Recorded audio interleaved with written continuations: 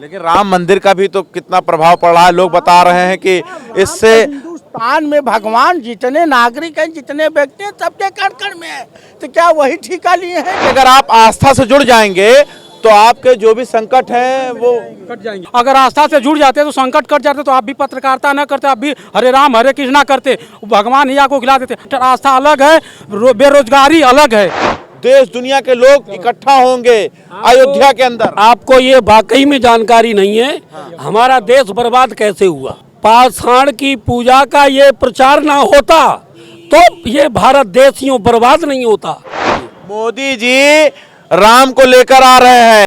मोदी जी कहाँ से ला रहे हैं? भटक गए। जो मोदी जी लाए तो वहाँ शंकर जी जो मक्का मदीना में बंदी है, बनते शंकर जी को ले आए। राम जी जब छूटा डोर रहे तो राम जी को ला रहे। अच्छा, राम जी छुट्टा घूम रहे हैं तो उनको लेकर आ रहे हैं। प्रदेश में सवाल खड़ा करिए। आप माइक लेके जाइए, किसी से पूछिए कि उत्तर प्रदेश में कितने कारखाने बने हैं। ये सवाल कौन पूछेगा? आप नहीं पूछेंगे, आप मंदिर का सवाल पूछेंगे। और मोदी जी का जो है मंदिर उद्घाटन अब वोट की यात्रा है। 2024 का चुनाव है। अब देखना ये होगा कौन सा मुद्दा कितना भारी होने वाला है। एक तरफ मंदिर का शिलान्यास, दूसरी तरफ भारत जोड़ो न्याय यात्रा। अब ये देखना होगा कौन सा मुद्दा कितना भारी होने वाला है। ये राहुल गांधी का जो भारत जोड़ो न्याय यात्रा निकाल रहे हैं। जोड़ो न्याय यात्रा यही तो है कि 15 लाख खाते में 2 करोड़ नौकरी प्रति वर्ष आ जाए, जो है यही तो है न्याय यात्रा। भारत जोड़ो न्याय यात्रा यही है। हाँ, यही है। लेकिन राम मंदिर का भी तो कितना प्रभाव पड़ रहा है। लोग बता रहे हैं कि इससे हिंदुस्तान में भगवान जितने नागरिक हैं, जितने व्यक्ति हैं, सबके कण कण में है। तो क्या वही ठिका लिए हैं कि जो है कि 22 जनवरी को ही प्रवेश करेंगे सारे हिंदुस्तानियों के जितने नागरिक हैं? दिक्कत क्या है? दिक्कत क्या है? अगर किसी के आस्था के नाम पर अगर किसी को कुछ मिल रहा है तो दिक्कत क्या है? आस्था की जो बात है वो जिंदगी में तो चलती रहेगी। आस्था तो आई है, आस्था सबके पास से चलती रहेगी। अब ये थोड़ी है कि नहीं काला धन वापस आ जाएगा, 2 करोड़ नौकरी आ जाएगी, 15 लाख खाते में आ जाएगा। यही आस्था में सम्मिलित है क्या? लेकिन लोग ये कह रहे हैं जिनका अटैचमेंट है, मतलब उनका जो हार्ड अटैचमेंट है, उनका कहने का मतलब साफ है कि राम जी का स्थान तो तय हो गया कि यहीं पर राम जी थे। तो आज ही तय हो रहा, जब से देश आजाद है तब से राम जी जहाँ है। टेंट में थे, टेंट में थे। नहीं, टेंट में तो क्या, अब सोए थे। अब इंजेक्शन लग जाएगा कि वो जो खड़े हो जाएंगे वो तो है।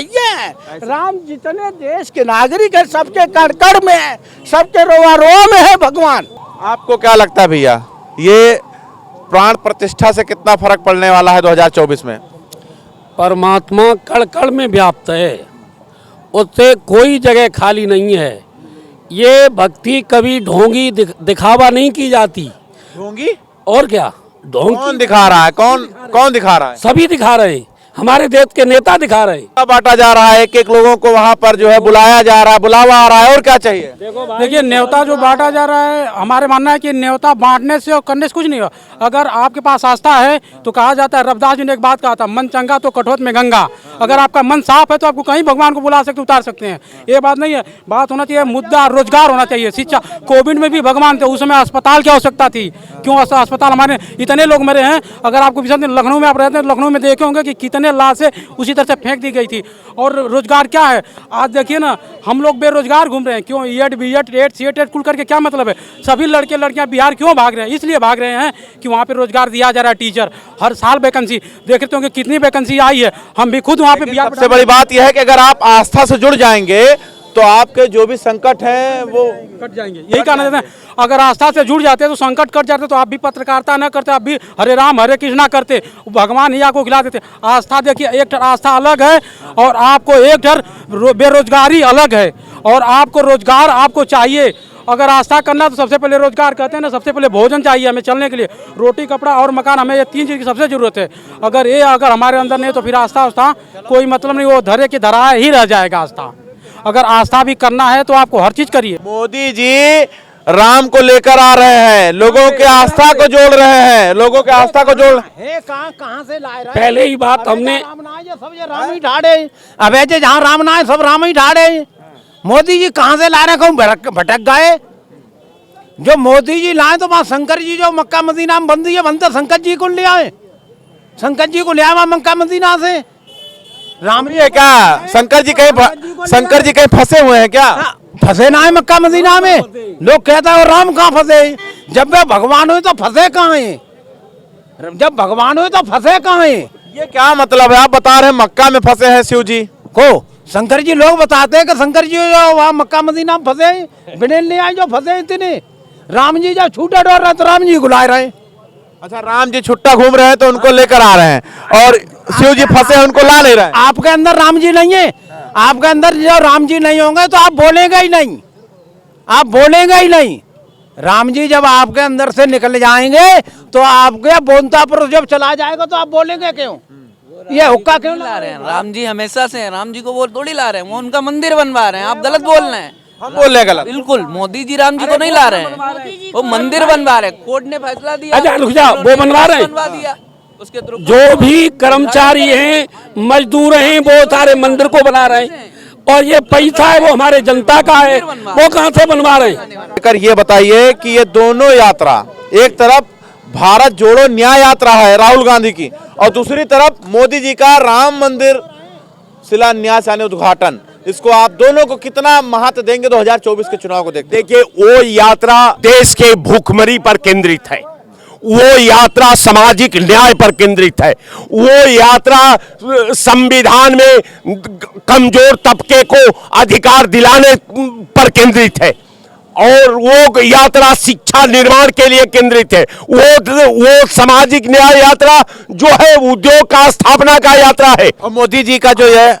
मंदिर उद्घाटन, ओट का मंदिर उद्घाटन अब ओट की यात्रा है। जिस यात्रा को शंकराचार्यों ने नकार दिया है, जिस मंदिर को शंकराचार्य जाने से मना कर दिया है, हम शंकराचार्य में विश्वास रखते हैं, हम भारत की परंपरा में विश्वास रखते हैं, हम भारत के वेद पुराण में विश्वास रखते हैं, तो हम ओट की यात्रा में राम के नाम पर हिंदुस्तान को ओट की यात्रा मत कराओ, राम को राम रहने दो। आज जब शंकराचार्य आ जाएंगे तो हिंदुस्तान में किसी को निमंत्रण देने की जरूरत नहीं। राम के दरबार में निमंत्रण का क्या बात है? राम का मर्यादा का निमंत्रण दे करके आप उपहास उड़ा रहे हैं। राम के प्रति जो विश्वास है निर्धारित है, उस विश्वास को तोड़ रहे हैं। राम के प्रति दुनिया का जो समर्पण है, आप उस समर्पण को कमजोर कर रहे हैं। आपका राम नहीं साहब, आपका वोट रूपी राम का आप स्थापना करने जा रहे हैं। वोट रूपी राम का हम समर्थन नहीं करते हैं। भारत जोड़ो न्याय यात्रा, दूसरी तरफ राम जी का प्राण प्रतिष्ठा अयोध्या के अंदर, इसको आप कैसे देख रहे हैं? देखिए, हर व्यक्ति की अपनी एक प्रायोरिटी होती है, सभी की अपनी एक वरीयता होती है कि मेरे लिए क्या प्राथमिक है। मैं देश में इतनी सारी समस्या है। आप ये कपड़ा पहने, किसने बनाया है? किसने बनाया है? जो कपड़ा पहन के हम और आप, टेलर ने बनाया है, मजदूर ने बनाया है। हाँ, मजदूर ने बनाया, ये भी कह सकते हैं आप। हाँ, ये भी कह सकते हैं। अगर मजदूर एक कपड़ा नहीं बनाया होता, ये माइक नहीं बनाया होता कारखाने में, तो आज ये संसाधन हमको नहीं मिलता। ये कपड़ा बनाने वाला वो महान है, वो मजदूर महान है जिसने हमको नंगे से कपड़े पहना दिया। और वो इंसान जो किसान अनाज पैदा किया और जिसके अनाज खा करके हम बोलने की हैसियत में है, हर 3 घंटे बाद आदमी को भूख लगती है। तो प्राथमिक क्या है? इस देश में मजदूरों का डेवलपमेंट कैसे हो, यह प्राथमिक कार्य है। और मीडिया के लिए प्राथमिक यही है। देश में सरकार जो बनती है, गवर्नमेंट बनती है, गवर्नमेंट किस लिए बनती है? गवर्नमेंट संविधान में प्रायोरिटी है कि कॉन्स्टिट्यूशन में जो आदेश है जनता के मूलभूत आवश्यकताओं की पूर्ति करना, उसके लिए गवर्नमेंट बनाती है। जनता वोट क्यों देती है? जनता वोट किस लिए देती है? कि मेरी ज़रूरतों को, मेरी समस्याओं को सरकार हल करेगी। 2014 में भारतीय जनता पार्टी ने अपने घोषणा पत्र में मोदी जी ने कहा कि हम आर्थिक मुद्दे पर चुनाव लड़ रहे हैं, राम के मुद्दे पर चुनाव नहीं लड़े थे। 2019 का भी चुनाव है, उन्होंने राम के मुद्दे पर नहीं लड़ा। मुझे एक सीधा सीधा बताइए, मेरे सवाल का जवाब ले। कंप्लीट करने दीजिए मेरी बात।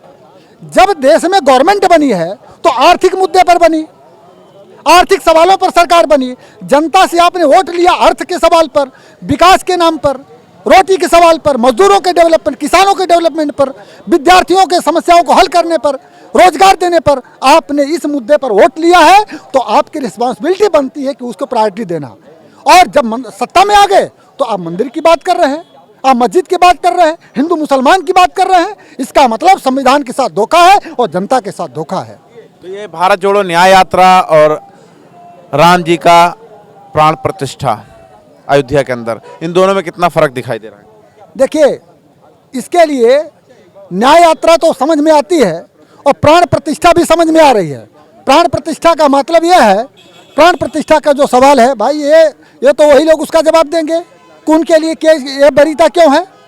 मंदिर में बैठा हुआ पुजारी वो भी खाना खाता है, वो भी कपड़ा पहनता है। उस मंदिर को, जिस मंदिर की प्राण प्रतिष्ठा हो रही है, उसको किसने बनाया?